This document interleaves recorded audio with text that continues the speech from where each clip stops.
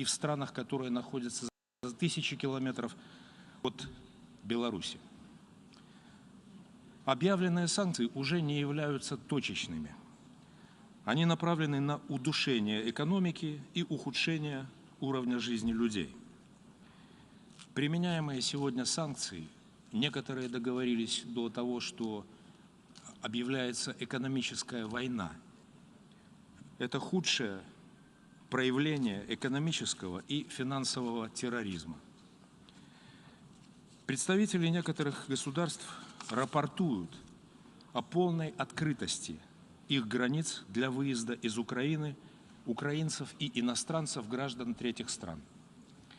На этой якобы открытой границе, сообщаю вам, граждане Беларуси и России, в частности, все мужчины старше 18 лет, сталкиваются с огромными проблемами при попытках выезда из Украины.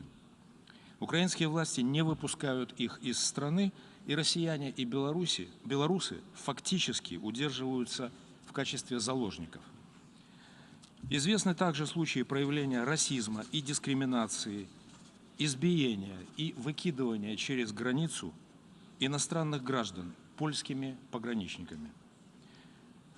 26 февраля польские пограничники избили и выдворили обратно на Украину группу из примерно 100 индийских студентов, которые в последующем были благополучно размещены в лагере для беженцев в Румынии. К нам в Минске, в Беларуси, поступают многочисленные обращения как от граждан Беларуси, так и от посольств тех стран, ваших стран, граждане которых хотели бы выехать в Беларусь для возвращения домой. С нашей стороны граница открыта. Мы готовы принимать как белорусов, так и рассматривать обращения о въезде граждан третьих стран. Мы призываем украинскую сторону отозваться на наши призывы и открыть гуманитарные коридоры или хотя бы один гуманитарный коридор для выезда в Беларусь через белорусско-украинскую границу. Мы уже официально обратились с этой просьбой, настоятельной просьбой, в представительство ООН и Международного комитета Красного Креста в Минске. Вызывает серьезное беспокойство разгул издевательств и мародерства, в том числе в отношении иностранцев на Украине. Бесконтрольная раздача оружия уже привела к резкому всплеску насилия и грабежей. Жертвами становятся обычные люди. Например, водители-дальнобойщики, которые осуществляют международные перевозки грузов. Среди них уже есть погибшие. Почему вы все замалчиваете эти факты? Кстати, насколько нам известно, на уровне руководства Африканского союза были уже сделаны соответствующие заявления. Беларусь потеряла треть населения во Второй мировой войне. Мы хорошо знаем цену человеческой жизни. Мы скорбим по всем погибшим за последние 8 лет в Донецкой и Луганской народных республиках, в Киеве. Мы скорбим по людям, которые были заживо сожжены в Одессе. Мы скорбим по всем, кто погибает сегодня. Только переговоры могут остановить кровопролитие. Беларусь уже сделала многое и продолжает делать все возможное для урегулирования конфликта. В любой войне у каждой стороны есть своя правда. Любая война имеет собственную динамику, и по мере ее продолжения становится все более ожесточенной, что мы сегодня и наблюдаем. Мы все буквально тонем в море, в потоке лжи и дезинформации, которые распространяются информационными террористами. По-другому я этих людей назвать не могу. Абсолютное большинство из которых при этом сидит в удобных креслах, в теплых кабинетах за тысячи километров от зоны боевых действий. Через несколько минут мы все приступим к голосованию по внесенному проекту. резолюции. Этот проект на самом деле должен состоять из одного параграфа, написанного не на ООНовском языке, а на нормальном человеческом языке. Он должен содержать призыв к немедленному прекращению военных действий и проведению переговоров. Я понимаю, что у каждого из вас есть инструкции из столицы. Я также знаю, что некоторых из вас очень настойчиво просили проголосовать за этот проект. И я не имею никаких иллюзий по поводу того, какими будут результаты нашего голосования. И все-таки я прошу вас еще раз подумать и проголосовать по совести, хотя я понимаю, что за голосование по совести в ООН можно потерять работу. Благодарю вас за внимание. I thank the distinguished representative of Belarus.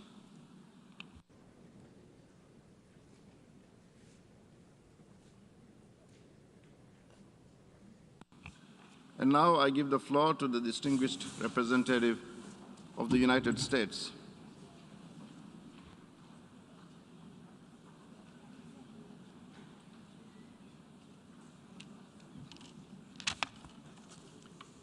Mr. President, Mr. Secretary General, my fellow delegates, to all those who dedicate themselves to the noble mission of this institution. Today we call on Russia to stop its unprovoked, unjustified, unconscionable war. We call on Russia to respect the sovereignty and territorial integrity of Ukraine. We call on another neighbor of Ukraine, Belarus, who you've just heard from, to stop supporting the war and stop allowing its territory to be used to facilitate this aggression. And today, we stand together in holding Russia accountable for its violations of international law and to address the horrific human rights and humanitarian crisis unfolding before our eyes. This is an extraordinary moment. For the first time in 40 years, the Security Council has convened an emergency special session of the General Assembly. 40 years. Most of the men and women fighting in Ukraine were not even born the last time the United Nations came together in this way to unite for peace. And I would venture that many of the people in this room were not born when that happened. But a few of the eldest Ukrainians and Russians might recall a moment like this, a moment when one aggressive European nation invaded another without provocation to claim the territory of its neighbor. A moment when a European dictator declared he would return his empire to its former glory. An invasion that caused a war so horrific that it spurred this organization into existence. Now, at more than any other point in recent history, the United Nations is being challenged. If the United Nations has any purpose, it is to prevent war. It is to condemn war, to stop war. That is our job here today. It is the job you were sent here to do, not just by your capitals, but by all of humanity. A lot has happened very quickly to bring us to this unique moment. It was barely a week ago when, in the dead of night, President Putin launched a full-scale invasion of our fellow UN member state. At the very moment the Security Council was holding an urgent meeting attempting to foster diplomacy and de-escalation. As the Security Council discussed peace, Putin declared war. Ukraine has defended itself with great courage and vigor. As President Biden said in his State of the Union address last night, President Putin, and I quote, met a wall of strength he never imagined. He met the Ukrainian people. But the brazen and indiscriminate nature of Russia's attack has had devastating, horrific consequences for the entire country. Russia has bombed residential apartment buildings. It has bombed sacred burial grounds. It has shelled kindergartens and orphanages and hospitals. Russia has spurred mass hunger and caused so many to flee their homes. The latest UN estimate are marching toward 1 million people. We thank the countries who have opened their borders, who have opened their hearts, opened their homes to those fleeing Ukraine. And I want to echo the UN Refugee Agency's call to help and welcome all those fleeing conflict without regard to race or nationality. Refugees are refugees.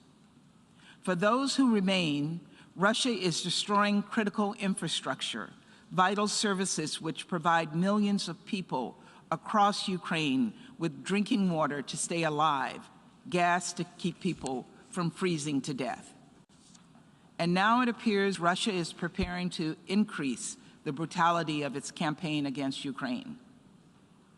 We've seen videos of Russian forces moving exceptionally lethal weaponry into Ukraine, which has no place on the battlefield. That includes cluster munitions and vacuum bombs, which are banned under the Geneva Convention. We all have seen the 40-mile-long lethal convoy charging toward Kyiv. President Putin continues to escalate, putting Russia's nuclear forces on high alert, threatening to invade Finland and Sweden. At every step of the war, Russia has betrayed the United Nations. Russia's actions go against everything this body stands for. People across the world have already united together in exactly the way this General Assembly must do today. Protests and vigils against Russia's war and in solidarity with Ukraine, marked with blue and yellow, have sprung up across the globe. These are protests for peace. From Bangkok to Budapest, from Berlin to Buenos Aires, from Sydney to Seoul, from Calgary to Cape Town, and even in Moscow and Minsk. People everywhere are standing up to call for President Putin to stop this attack. The Russian people are themselves asking how many lives Putin will sacrifice for his cynical ambitions. And they are appalled at the answer. To the Russian protesters, I say thank you. Thank you for your bravery. To the Russian soldiers sent to the front lines of an unjust, unnecessary war, I say your leaders are lying to you. Do not commit war crimes. Do everything you can to put down your weapons and leave Ukraine. The truth is that this war was one man's choice and one man alone, President Putin. It was his choice to force hundreds of thousands of people to stuff their lives into backpacks and flee the country, to send newborn babies into makeshift bomb shelters, to make children with cancer huddle in hospital basements, interrupting their treatment, essentially sentencing them to death. Those were President Putin's choices. Now it's time for us to make ours. The United States is choosing to stand with the Ukrainian people. We are choosing, in coordination with our allies and partners, to impose severe consequences on Russia. We are choosing to hold Russia accountable for its actions, and we will soon turn to vote on a resolution that does just that. We believe this is a simple vote.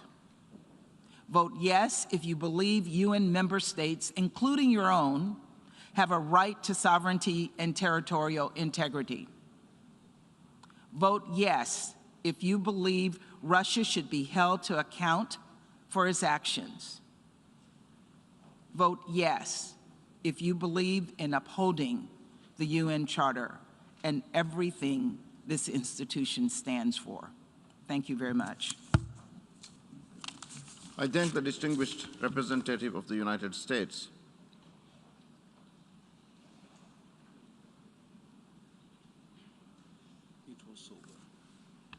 And now I give the floor to the distinguished representative of the Observer State of the Holy See.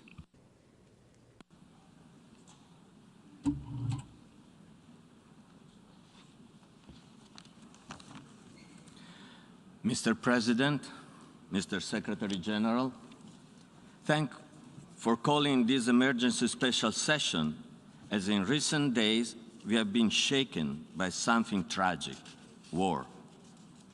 The Holy See joins the many member states and millions across the globe who call for the immediate cessation of hostilities in Ukraine and the return to diplomacy and dialogue. Mr. President, the organization is founded to save succeeding generations from the scourge of war and live together in peace with one another as good neighbors.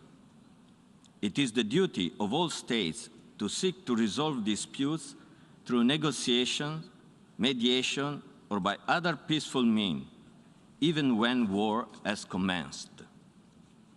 Mr. President, last Sunday, Pope Francis expressed his closeness with all who now suffer as a result of the conflict, stressing that, and I quote, "It is urgent to open humanitarian corridors, and those fleeing must be welcomed."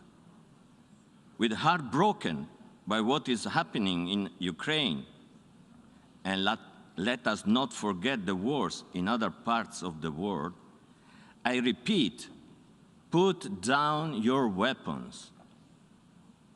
Those who love peace reject war as an instrument of aggression against the freedom of other peoples and as a means for the settlement of international disputes. End of quote. The Holy See wishes to express, also in this forum, its appreciation to those states which are offering humanitarian assistance to those in need, both in Ukraine and in neighboring countries, in which many Ukrainians have sought safety. Mr. President, Pope Francis has called on believers and non-believers alike to observe this Wednesday, 2nd of March, as a day to be close to the suffering of the Ukrainian people, to feel that we are all brothers and sisters, and to implore of God the end of this war. The Holy See is convinced that there is always time for goodwill. There is still room for negotiations. There is still a place for the exercise of a wisdom that can prevent the predominance of partisan interest, safeguard the legitimate aspiration of everyone, and spare the world from the folly and horrors of war. May this emergency special session advance efforts that help attain this end. Thank you, Mr. President. I thank the distinguished representative of the Holy See.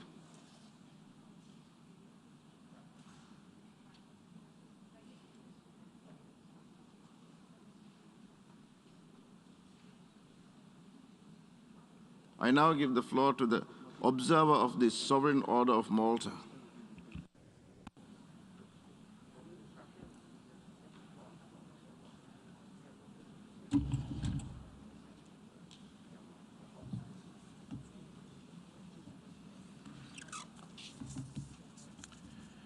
Mr. President, Mr. Secretary General, distinguished representatives, the Sovereign Order of Malta, a sovereign entity which provides global humanitarian aid with a special mission to serving the sick and the poor, has observed with great sadness and regret the ongoing conflict which has impacted the lives of so many citizens of Ukraine, and which is currently created an unprecedented flow of refugees seeking peace and security across their nation's borders. In 8 years of conflict, the Order's embassy to Ukraine has provided considerable support, advice, and material help to Ukrainian citizens and to non-Ukrainian residents of the country who are in need. The current crisis is seeing multiple cities and towns attacked and bombed, forcing families to leave their homes and seeking shelter elsewhere. Our representatives and ambassadors in the region report that while refugees have sufficient means to travel and find refuge on their own, or enjoy dual citizenship with nearby nations, the majority do not have the resources to provide for themselves without support. UN agencies predict that a potential refugee exodus of over 6 million persons might well be the outcome of this situation. In the meanwhile, many elderly people and those who are sick or disabled in some way are unable to escape the bombing and the stress that accompanies civil unrest. Our concern, obviously, is for them as much as it is for those who have managed to leave. Our staff and volunteers in major population centers within Ukraine continue to provide assistance as much as is feasible, given the ongoing security and safety problems. This past weekend, we held a summit of our regional ambassadors and aid providers under the auspices of our international relief agency, Malteser International. At that time, we were able to review both the growing extent of the refugee crisis as well as the initiatives we are taking to support the growing swell of primarily mothers and children and a small number of senior citizens. As of this morning, it is estimated that almost 700,000 individuals have made the journey across the borders of Poland, Slovakia, Romania, Hungary, and Moldavia. And each day that the conflict continues, the flow of anguished families will grow. We have seen some nations go out of their way to welcome these individuals and to help them through the trauma. Our Order of Malta staff along the border with Ukraine totals over 5,000 personnel, with tens of thousands of volunteers doing everything from serving hot food and drink, caring for the victims of injury and accident, providing counseling and emotional support, and assisting in securing of short-term accommodation. Volunteers from locations away from the border, many of them from other countries, representing churches and community groups, have driven their cars and vans to provide transportation to new arrivals to ensure that they are given every opportunity to find a place to stay. We are coordinating our activities with international aid agencies, such as the Red Cross and the UNHCR, and are engaged in an international fundraising program to ensure that adequate resources continue to be available for the support and maintenance of those in need. We are encouraged that the UN Human Rights Council in Geneva will be holding a debate on human rights in Ukraine today. Representatives from our government will be participating in this important discussion. We appeal to nations of goodwill to appreciate the trauma experienced by all refugees. In particular, we appeal to countries who are receiving refugees to extend the same welcome they're offering Ukrainians, to those of other national and ethnic groups who have been caught in this conflict and who are seeking security. The offer of help and support must cross ethnic, racial, and cultural lines and not be tainted by discriminatory acts or attitudes. This conflict in Europe drives home the realization that the issues of internally displaced persons and the needs of refugees forced from their homes affects the whole world, Africa, the Middle East, Asia, Latin America, and now Europe. Thank you for your attention. I thank the observer of the Sovereign Order of Malta for the statement.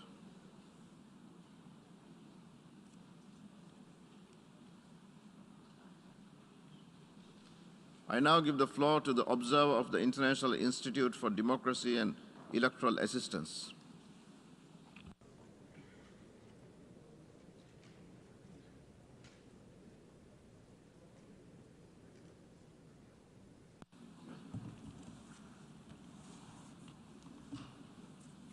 Mr. President, Mr. Secretary General, Excellencies, International IDEA strongly condemns the unprovoked war of aggression waged by the Russian Federation with the involvement of Belarus against Ukraine, a sovereign nation and a democracy. This is in breach of international law and international agreements and a rules-based international order that underpins the shared objective of global peace and the existence of organizations such as International IDEA. The invasion order by the President of the Russian Federation, Vladimir Putin, is a blatant violation of the UN Charter. As firm believers in the rights of peoples to exercise their fundamental rights and freedoms, we convey our full support to and solidarity with the people of Ukraine. They are innocent victims of this aggression. We salute the brave partners and democracy activists with whom International IDEA has engaged in recent years when Ukraine made huge progress towards being a stable and thriving democracy.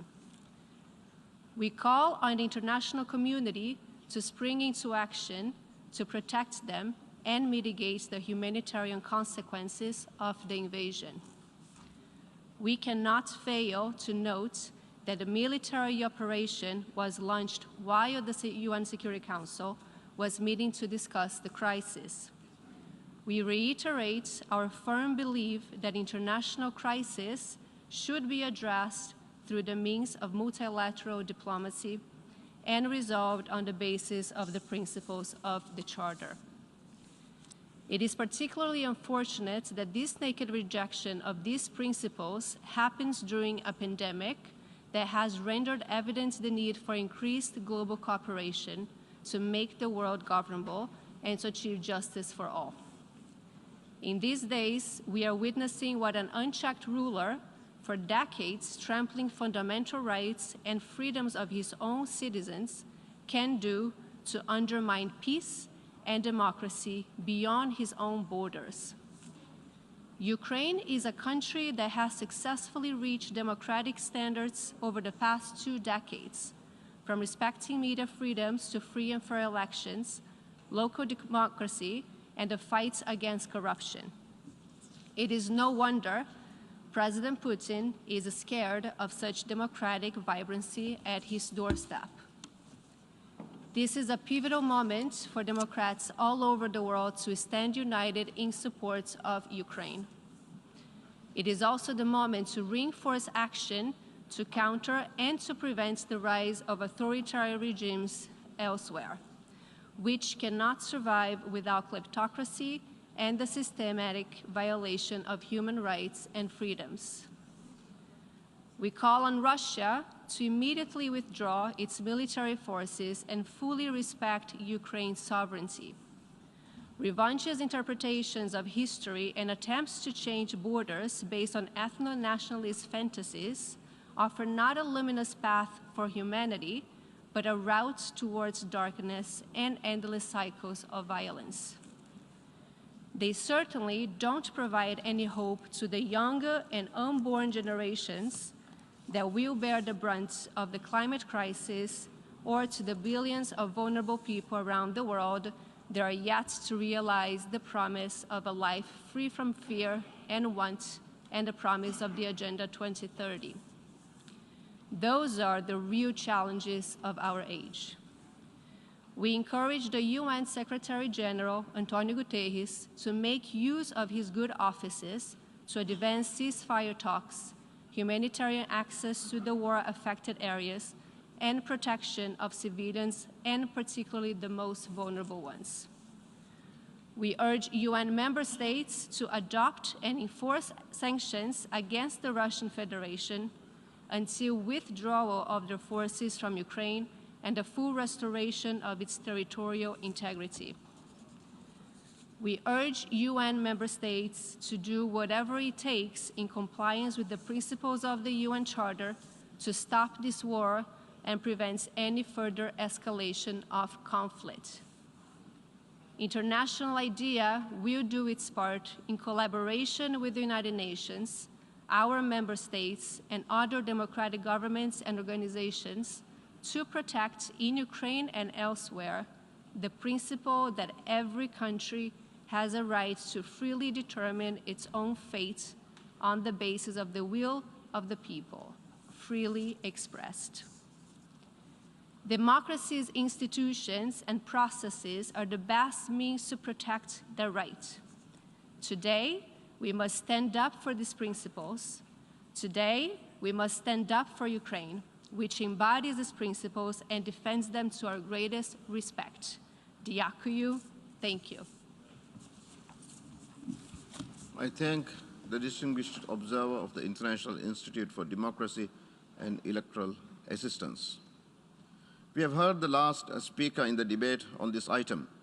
The General Assembly has thus concluded this stage of the consideration of Agenda Item 5.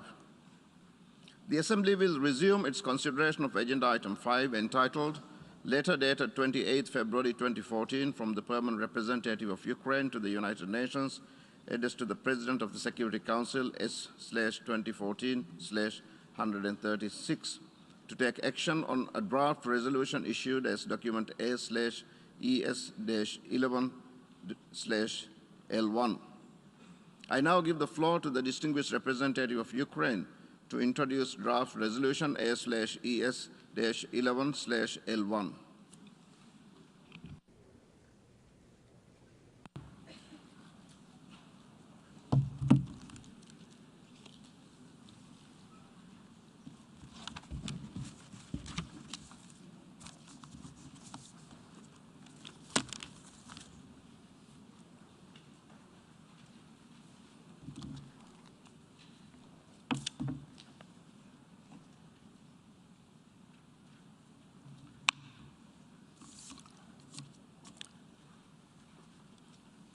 Mr. President, Secretary General, distinguished delegates. We are living through a defining moment for our generation. Our generation is the generation that was supposed by our predecessors to be saved from scourge of war. That is why our predecessors created the United Nations. And yet today, it falls to us to save future generations. Let me read the following text. Our position is that whatever grievances a nation may have, however objectionable it finds the status quo, aggressive warfare is an illegal means for settling those grievances or for altering those conditions. It may be that the nation faced desperate problems that would have warranted the boldest measures short of war. All other methods, persuasion, propaganda, economic competition, diplomacy, were open to an aggrieved country. But aggressive warfare was outlawed. The defendants did make aggressive war a war in violation of treaties. They did attack and invade their neighbors in order to effectuate a foreign policy which they knew could not be accomplished by measures short of war. And that is as far as we accuse or propose to inquire. End of quote. Said in his opening statement to the International Military Tribunal on November 21, 1945, in the Palace of Justice at Nuremberg, Justice Robert Jackson, Chief of Counsel. And these words are addressed today to Mr. Putin, Mr. Shoigu, Mr. Lavrov, Mr. Volodin, Ms. Matvienko, and perhaps dozens more, but certainly they are not addressed to the Russian citizens, those Russian citizens who try to preserve their dignity. For almost a week, Ukraine is fighting under the bombs and missiles, fighting in the face of armadas of hardware and countless crowds of enemies. They have come to the Ukrainian soil not only to kill some of us, not only to shift our course and priorities. They have come to deprive Ukraine of the very right to exist. They have come to resolve the Ukrainian issue, as their propagandists claimed. Just stop and think whether these words remind you of something. Yes, more than 80 years ago, another dictator tried to finally resolve the issue of another people. He failed. When the world responded in a resolute and united manner, it was happened immediately, and the delay costed dozens of millions of people. Are we ready to pay such a price now? Or is it time to demonstrate the unity of purpose and deeds already now? We appreciate all manifestations of such unity and solidarity with Ukraine. I would like to express gratitude to all member states that support Ukrainians in their battle for freedom.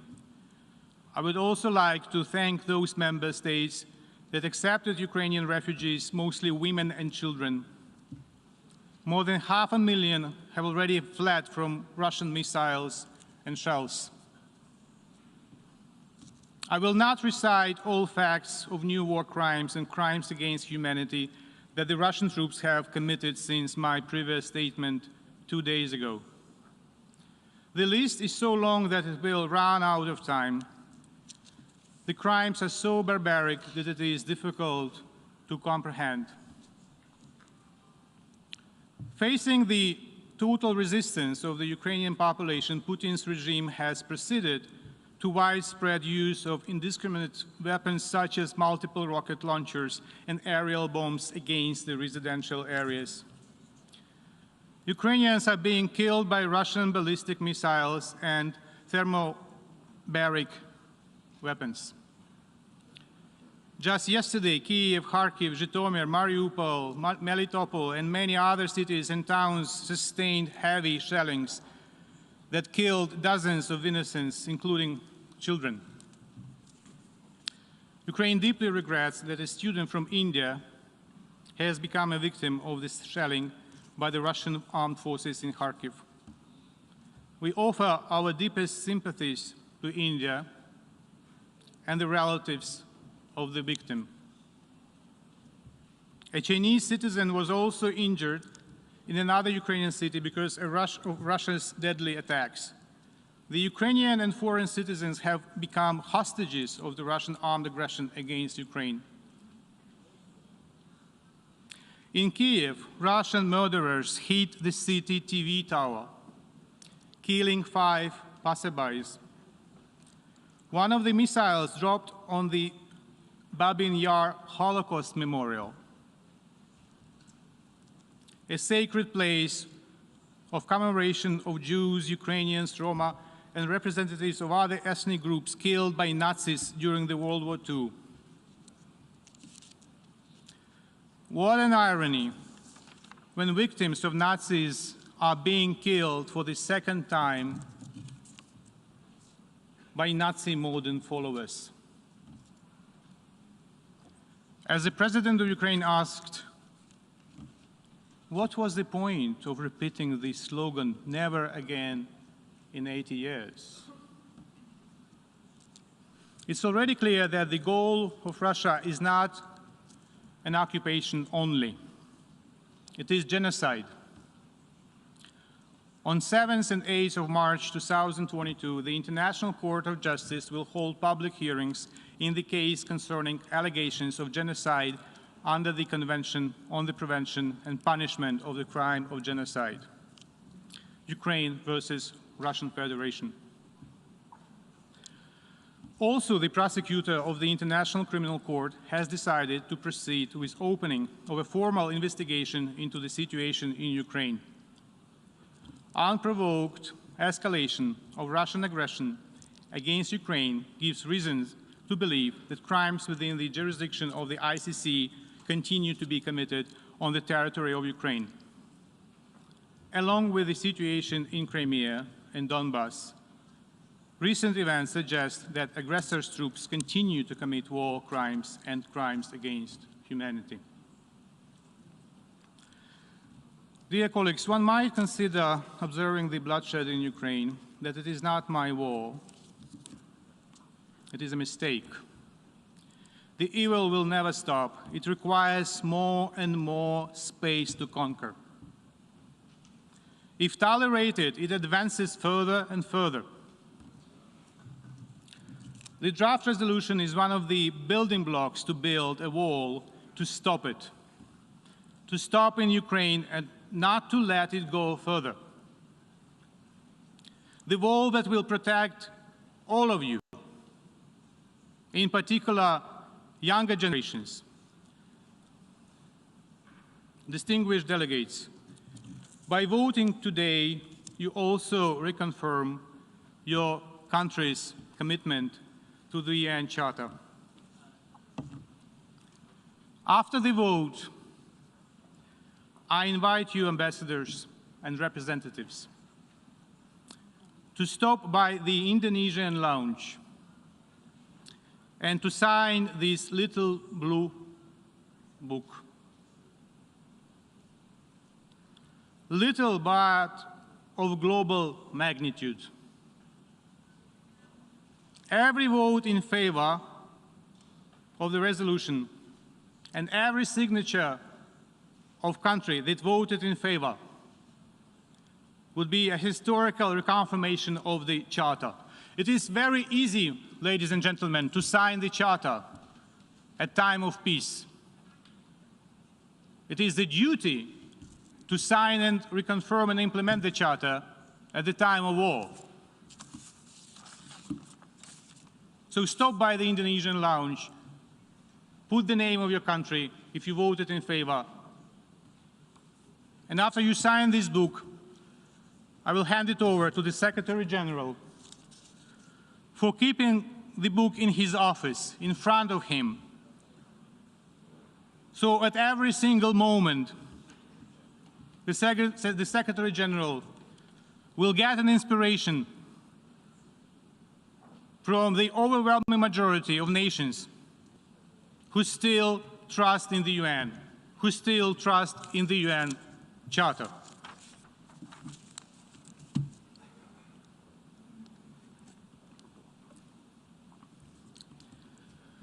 There is a very fragile gentleman, a very old one.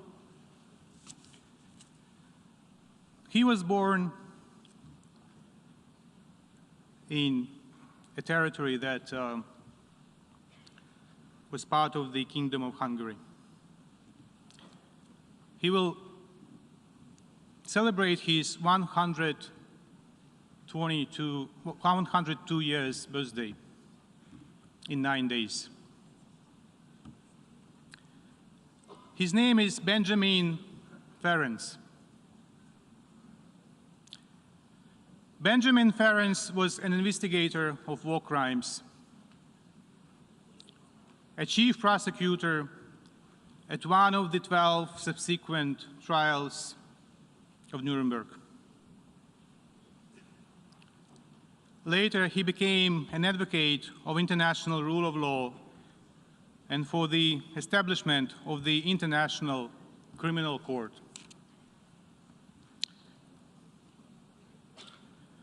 With the permission of the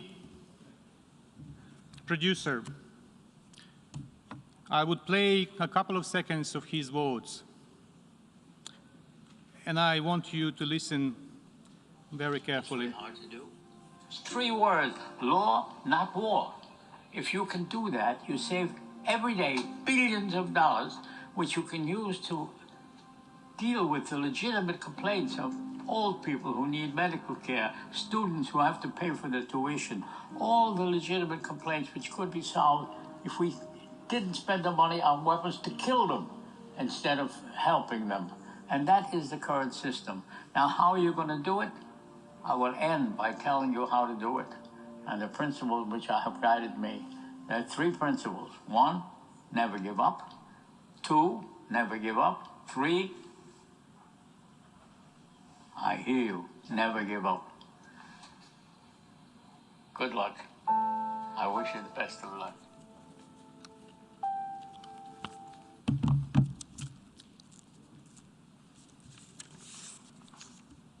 Please show respect. Show respect to the Charter. Show respect to the Secretary General. Show respect to this gentleman who will celebrate 102 years since his birthday. I call upon all responsible member states to support the draft. Thank you.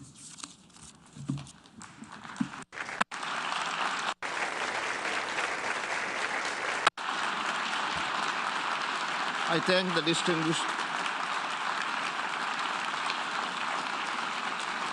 distinguished representative of Ukraine.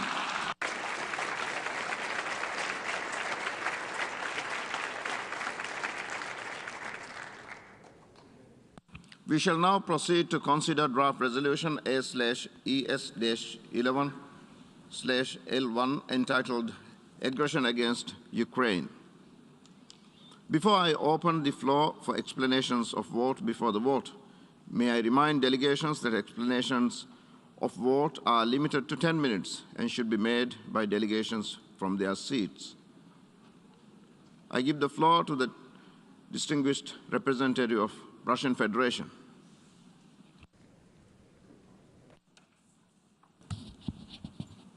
Господин председатель, господин генеральный секретарь, уважаемые коллеги,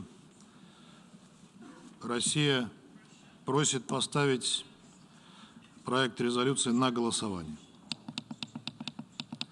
Призываем вас не поддерживать этот проект. Однако мы знаем о беспрецедентном давлении, которое наши западные партнеры оказывали на огромное количество стран, заставляя их проголосовать так, как это угодно им. Это нельзя назвать даже давлением. Это были открытые циничные угрозы. Нам об этом известно. Этот документ не будет способствовать прекращению военных действий.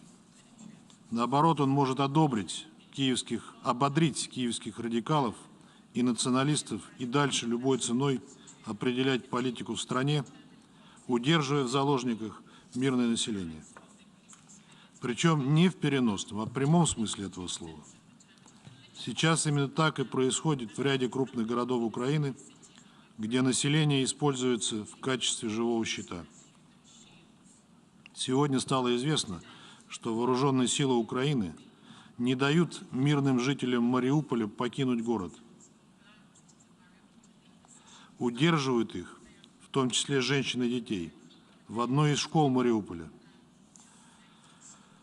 Насильно доставляют обратно всех гражданских лиц, которые пытались покинуть город по предоставленным гуманитарным коридорам.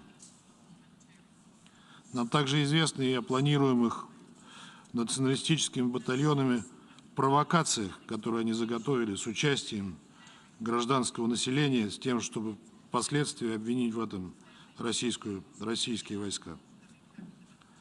Вопреки нормам международного гуманитарного права, в жилых кварталах размещается военная техника, системы залпового огня, артиллерийские установки.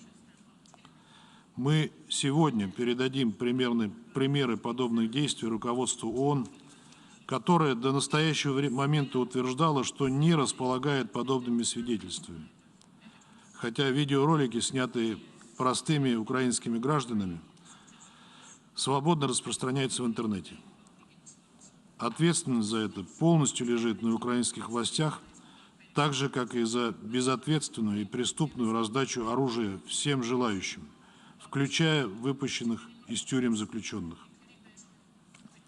Это уже привело к массовым случаям грабежей, убийств и мародерства. Уважаемые коллеги, ваш отказ поддержать проект сегодня стал бы голосованием в пользу мирной Украины, свободной от радикализма и неонацизма, живущей в мире со своими соседями и отказавшейся от внешнего управления. Именно на достижение этих целей направлена наша специальная военная операция, которую авторы резолюции пытаются представить в качестве агрессии. Мы сегодня слышали от украинского представителя слова о нацизме, но он стыдливо умолчал о разгуле неонацизма на самой Украине, о бесчинствах неонацистских и националистических радикальных организаций, о факельных шествиях и прославлении пособников Гитлера. Те, кто интересовался развитием украинского кризиса, прекрасно понимают его генезис. Действуя сегодня, мы прежде всего стремимся остановить 8-летнюю войну майданного режима с населением Донбасса. За прошедшие годы наша страна сделала все возможное и невозможное, чтобы избежать такого сценария. Мы, по выражению генерального секретаря, кстати говоря, перевернули все камни и постучались в каждую дверь, однако так и не были услышаны. Жители Донбасса продолжали и продолжают бомбить, не собираясь останавливаться на 14 тысячах погибших, подавляющее большинство из которых приходится на жителей ДНР и ЛНР. Цели нашей специальной операции, объявленные на основании статьи 51 Устава ООН, выполняются и будут достигнуты. При этом мы не наносим ударов по гражданским объектам и мирным жителям. Не верьте огромному количеству фейков, распространяемых в интернете на этот счет. Эти фейки пеклись, как пирожки, в центре информационно-психологических операций специальных сил операции Украины. Этот центр вчера был уничтожен. Мирный сценарий для Украины можно ускорить, если радикалы позаботятся о сохранности жизни граждан своей страны и не будут прикрываться ими. Такого призыва в тексте поставленного на голосование документа нет. В нем также ничего не сказано о незаконном перевороте в Киеве, когда в феврале 2014 года при попустительстве Германии, Франции и Польши и при поддержке Соединенных Штатов был свергнут законно избранный президент страны. В этом проекте нет ничего и о том, что новые националистические власти тотчас же ограничили права граждан на использование русского языка. Это дало старт огромной цепочке нарушений базовых прав жителей Востока страны. И не только Востока, включая самое ценное право – право на жизнь. Многие из вас не хотят ничего слышать о трагедии, которая началась на Украине после майданного переворота 2014 года, о заживо сожженных людях в Одессе, о преследованиях и убийствах несогласных, И самым ярким проявлением этого стала развязанная Киевом война против Донбасса. Ничего в документе нет и о том, что на протяжении 8 лет Соединенные Штаты и Европа накачивали и сейчас накачивают Украину вооружением, помогая майданному режиму убивать мирных жителей на Донбассе. Оправдывали лояльные киевские власти за полное игнорирование минских договоренностей и саботаж резолюции Совета Безопасности 2202. Наконец, этот проект – это очевидная попытка тех, кто за последние десятилетия совершил бесчисленное количество агрессий, незаконных с точки зрения международного права военных операций, переворотов, одним из которых стал и майданный переворот на Украине, выставить себя поборниками международной законности. Благодарю вас. I thank the distinguished representative of the Russian Federation, and now I give the floor to the distinguished representative of Serbia.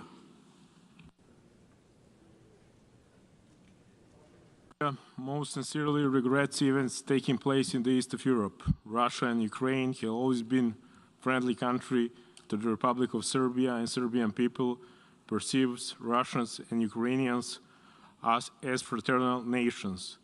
We felt loss of life of each man in Ukraine is true tragedy.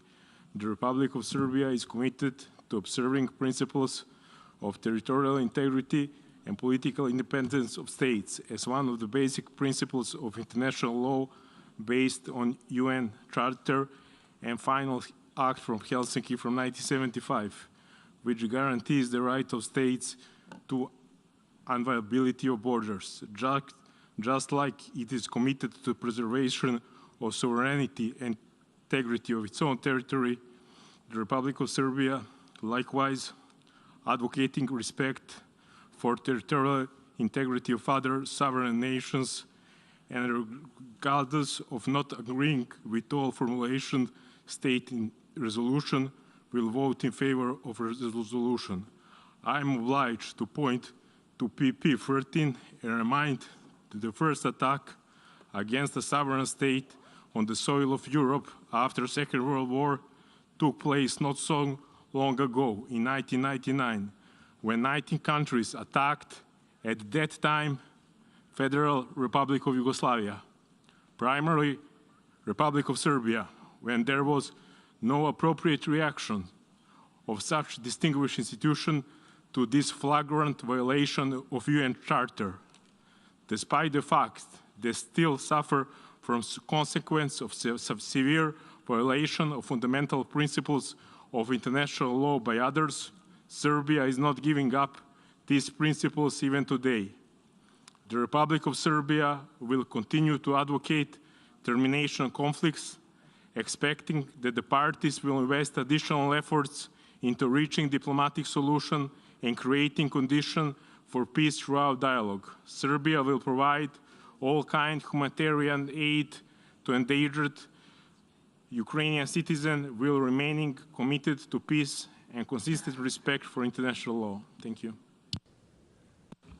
I thank the distinguished representative of Serbia, and now I give the floor to the distinguished representative of Syrian Arab Republic.